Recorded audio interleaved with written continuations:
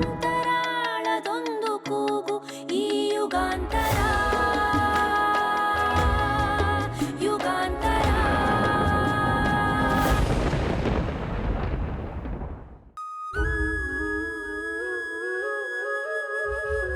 ಎಂಥಾದೇನಾಸಿ ಬದುಕು ಭೂಮಿಯ ಮೇಲೆ, ಕರೆಯಬಹುದೇ ಇದನ್ನು ಕೂಡ ದೇವರ ಲೀಲೆ.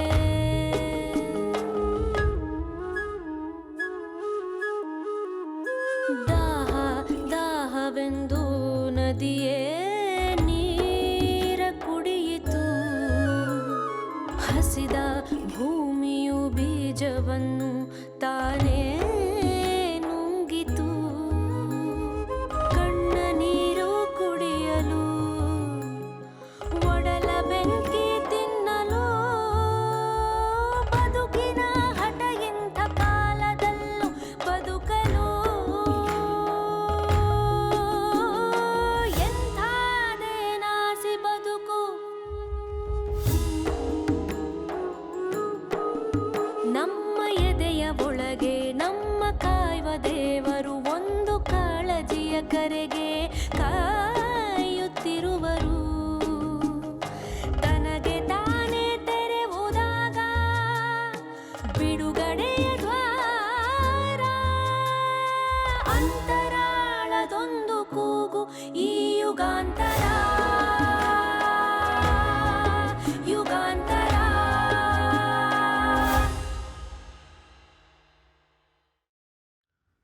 ಜೋಡುಗದ್ದೆ ದೇವಸ್ಥಾನದ ಸುತ್ತ ಕನ್ಸ್ಟ್ರಕ್ಷನ್ ಆಗ್ತಿದೆ. ಅದ್ಯಾರೋ IAS ಆಫೀಸರ್ ಕಡೆಯವ್ರದಂತೆ. ಆ ಮನುಷ್ಯಂದು ಏನೋ ಸಮಸ್ಯೆ ಅಂತೆ. ಅರುಂಧತಿ ಇನ್ಸ್ಪೆಕ್ಷನ್ ಮಾಡಿದ್ದಾರೆ. ಸರಿ, ಆದಾಯ ತೆರಿಗೆ ಇಲಾಖೆಯವ್ರದ್ದು ಕಾರ್ಯಕ್ರಮ ಇದೆಯಂತೆ. ಇರಲಿ. ಅದು ನೋಡೋಕೆ ಬಂದಾಗ ಇದು ಕಣ್ಣಿಗೆ ಬಿದ್ದರೆ ಇಲ್ಲೂ ಕೆಲಸ ಶುರು ಆಗಿದೆ.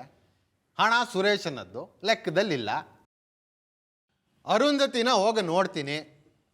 ಬದುಕಬೇಕಿದೆ ನಾವು, ಸದ್ಯಕ್ಕೆ ಇಲ್ಲಿ ತಲೆ ಹಾಕಬೇಡಿ ಅಂತೀನಿ.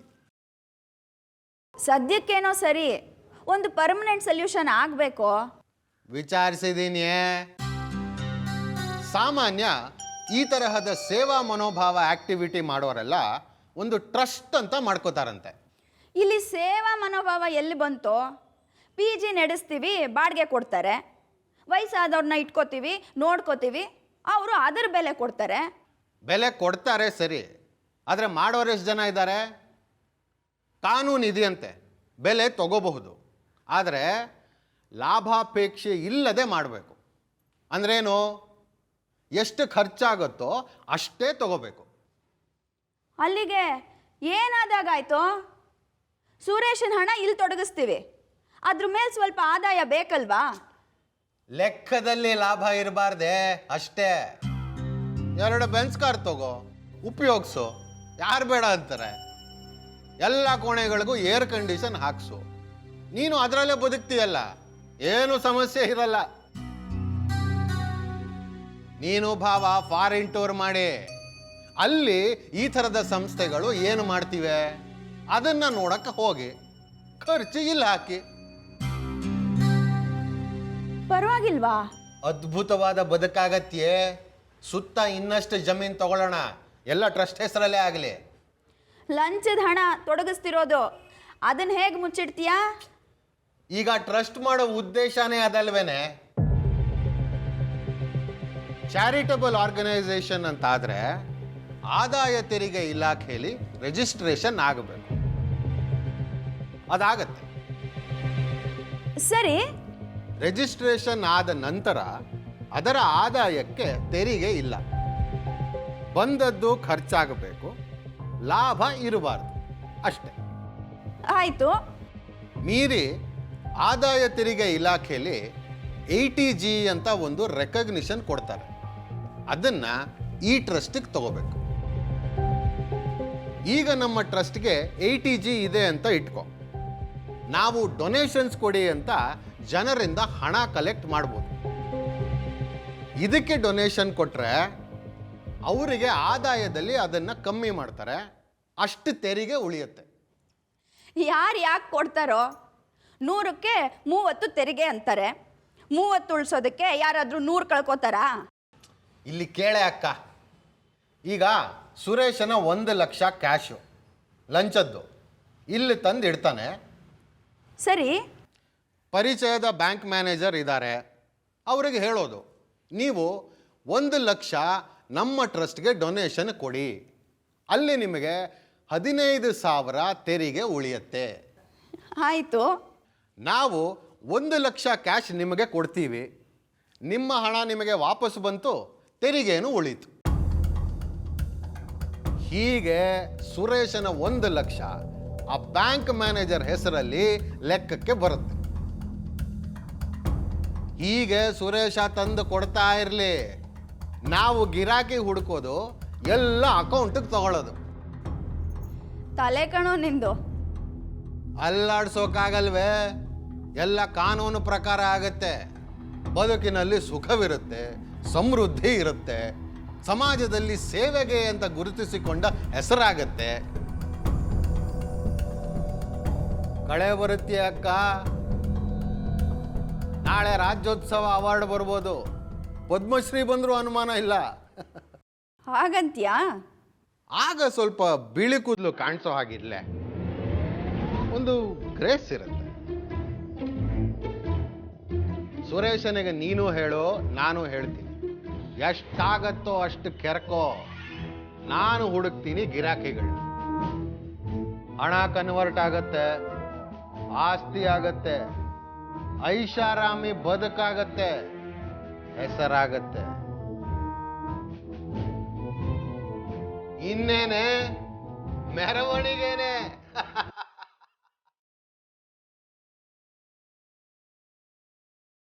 ಎಷ್ಟು ದಿನ? ಗೊತ್ತಿಲ್ಲ. This cannot go on for ever. I know, ಅದು ಗೊತ್ತು. ಮತ್ತೆ ನನ್ನ ಪ್ರಶ್ನೆ ಕೇಳಿ ಏನು ಪ್ರಯೋಜನ?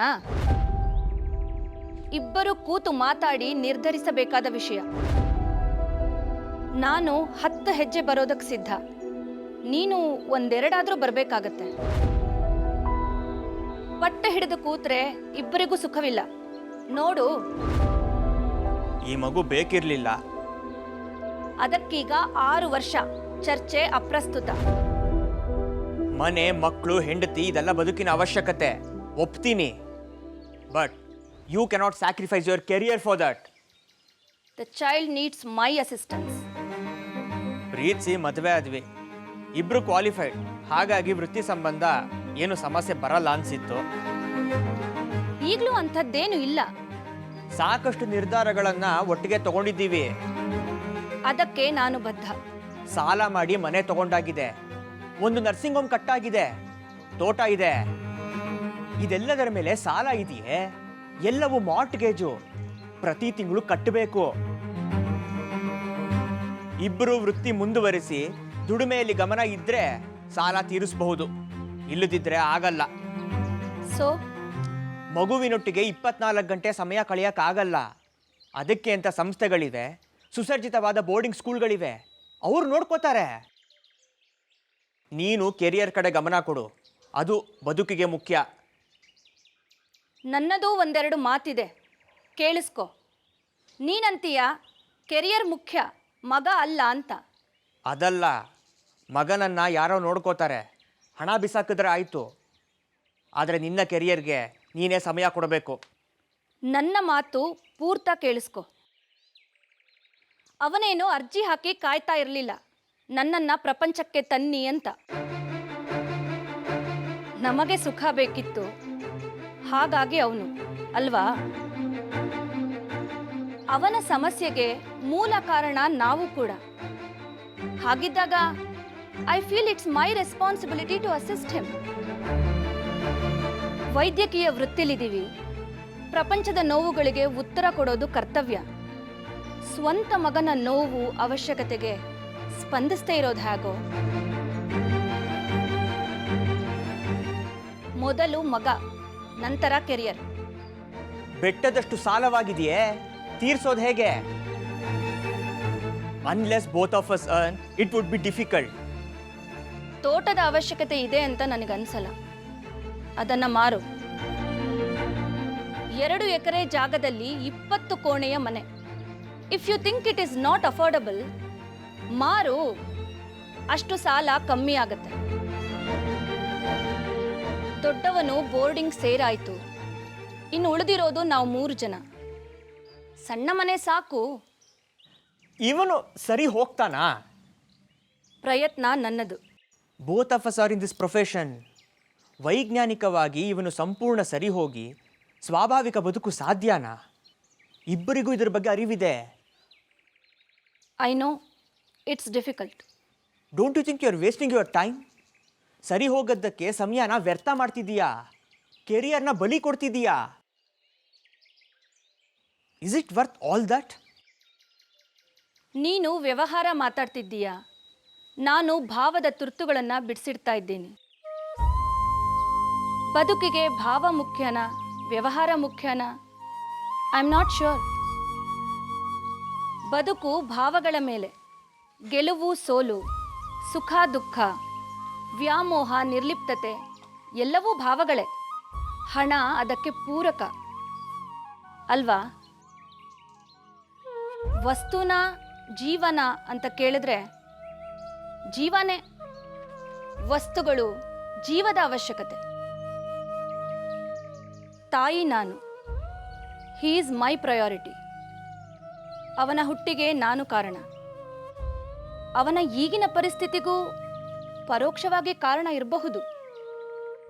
ಸಮಯ ಕಮ್ಮಿ ಕೊಟ್ಟೆ, ಆರೋಗ್ಯ ಸರಿಯಾಗಿ ನೋಡ್ಕೊಳ್ಳಿಲ್ಲ, ಮೀರಿ ಜೆನೆಟಿಕ್ ಇರಬಹುದು. ನಾನು ಎಷ್ಟು ಕಾರಣನೋ ನೀನು ಅಷ್ಟೇ ಕಾರಣ. You owe us this. ಜವಾಬ್ದಾರಿ ನೀನು ಹೊರಬೇಕು. ಪ್ರಾಣಿ ದಯಾ ಸಂಘಗಳನ್ನು ಕಟ್ಟಿ ಮೆರಿತೀವಿ, ಮನುಷ್ಯರ ಬಗ್ಗೆ ದಯೆ ಬೇಡ್ವಾ? ನನ್ನ ಎಲ್ಲ ನಿರ್ಧಾರಗಳು ಅವನ ಸುಖ ಸೌಕರ್ಯದ ಸುತ್ತ. ನಿನಗೂ ಚಾಯ್ಸ್ ಇಲ್ಲ. ದಯವಿಟ್ಟು ಸಹಕರಿಸು. ಧಿಕ್ಕರಿಸಿದ್ರೆ ಹಕ್ಕು ಚಲಾಯಿಸಬೇಕಾಗತ್ತೆ.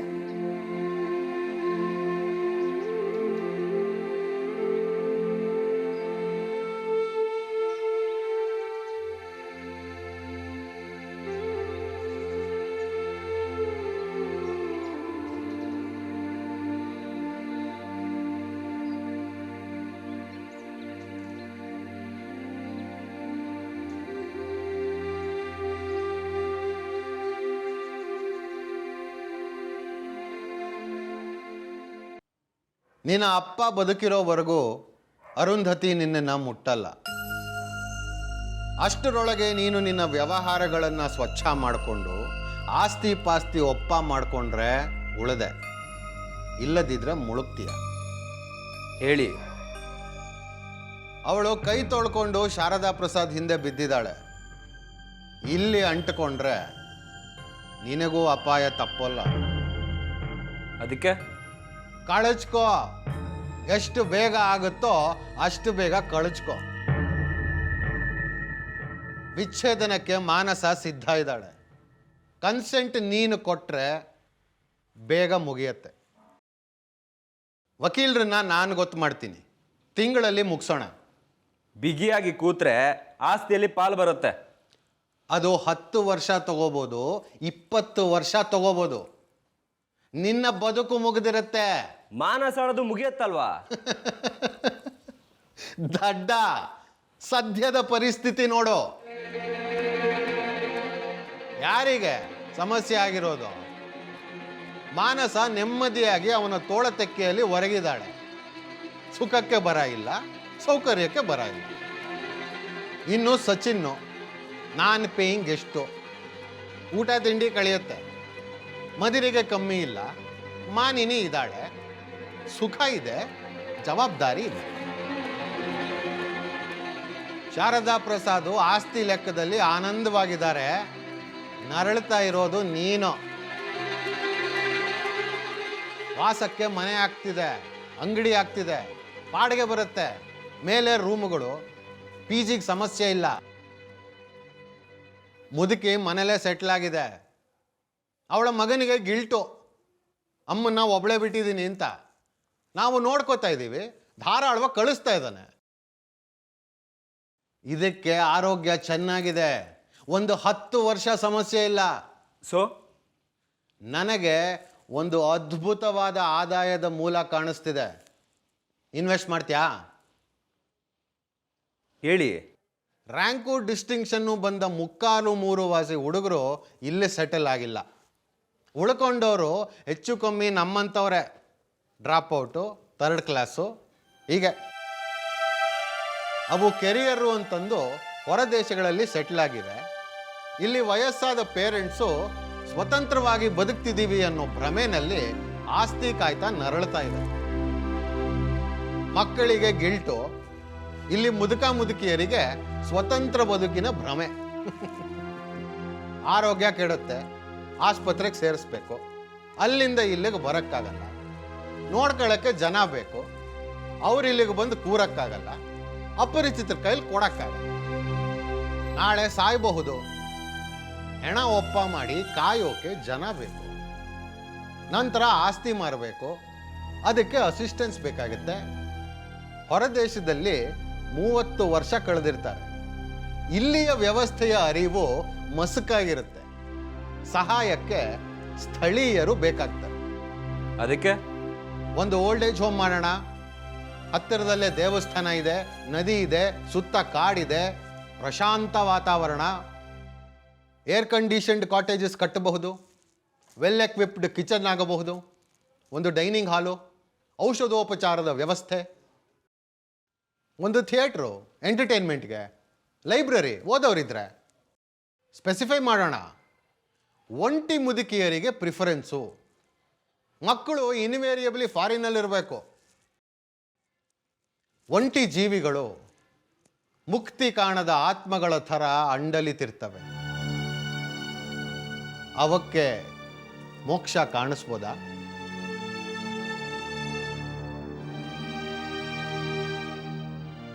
ಅದ್ಯಾಕೆ ಆಗ ನೋಡ್ತೀಯ? ಬದಲಾಗ್ತಾ ಇದ್ದೀರಿ. ಸಾಕಾಗಿದೆ ಪ್ರತಿನಿತ್ಯ ಹೊಂಚೋದು. ಯಾರ ಕಾಸು ಕೊಟ್ಟರು ತಗೋತೀನಿ, ಯಾರು ಏನು ಹೇಳಿದ್ರು ಮಾಡ್ತೀನಿ. ಸ್ವಂತಕ್ಕೆ ಒಂದು ಅಸ್ತಿತ್ವ ದಕ್ಕಬಹುದು. ನನ್ನ ಅಪ್ಪ ಅಮ್ಮನ್ನ ಇಲ್ಲಿಗೆ ಸಾಗಿಸ್ತೀನಿ. ಅಕ್ಕ ಭಾವನಿಗೂ ನೆಮ್ಮದಿ ಇರುತ್ತೆ. ನಡ್ಸೋಣವಾ? This is a good industry, ಒಳ್ಳೆ ಪ್ರೊಫೆಷನ್ನು, ಯಾಕಾಗಬಾರ್ದು? ಇನ್ನು ಕಾಯ್ಬೇಡ. ಅರುಂಧತಿ ಶಾರದಾ ಪ್ರಸಾದಿಗೆ ಬಡ್ದಾಗ ನೀನು ಪಕ್ಕದಲ್ಲಿ ಇರಬಾರದು. ಮುದುಕಿಗೆ ಮಂಡಿ ನೋವು, ಸೊಂಟ ಸರಿ ಇಲ್ಲ, ನಿದ್ದೆ ಬರಲ್ಲ, ಒಬ್ಬನೇ ಮಗ ದೂರ ಇದ್ದಾನೆ, ಸಂಕಟ ಇದೆ, ದುಃಖ ಇದೆ, ಅಳೋದಕ್ಕೆ ಜನ ಬೇಕು, ಯಾರು ಇಲ್ಲ, ಆ ಕಾರಣಕ್ಕೆ ನಗತ್ತೆ. ಬದುಕೆ ಹೇಗೋ ನಡೆಯತ್ತೆ. ಸತ್ತ ಮೇಲೆ ಹೆಣನ ನಾಯಿ ನರಿಗಳು ತಿನ್ನಬಾರ್ದಲ್ವಾ? ಸ್ವಂತದವರಿಗೆ ಪುರುಸೊತ್ತಿಲ್ಲ, ಆದ್ರೆ ಪಕ್ಕದಲ್ಲಿ ನಾವಿದ್ದೀವಿ. ನಮ್ಮ ಹಾಗೆ ಅದು ಒಂದು ಜೀವ ಅಲ್ವಾ? ಆಗ್ಬೋದಾ? ನೋಡೋ, ಅದ್ಭುತವಾದ ಆದಾಯದ ಮೂಲ, ನೆಮ್ಮದಿಯಾದ ಗೌರವಯುತವಾದ ಬದುಕು ಆಗಬಹುದೇನೋ?